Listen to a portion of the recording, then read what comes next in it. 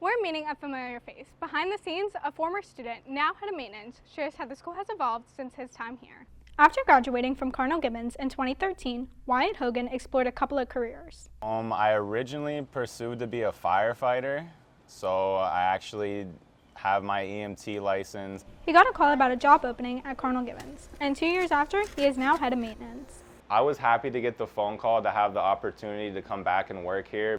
With dozens of requests for help coming from many people on campus, prioritizing is one of the biggest challenges. Being able to balance getting a bunch of phone calls all at the same time and then putting them in order of what's important and then getting them done accordingly. Hogan and the maintenance team are a flexible crew. In the morning it's day to day, but then we have our regular routines in the afternoon. With Hogan as head, the team is able to accomplish more than ever before. We're more able to spread out, do different jobs and cover more ground and do more projects at the same time. From fixing leaks to keeping the campus clean, Hogan and his team work hard to keep the school running smoothly, many times without students even noticing. For CGTV, I'm Gabriella Vitarelli with Jaiden.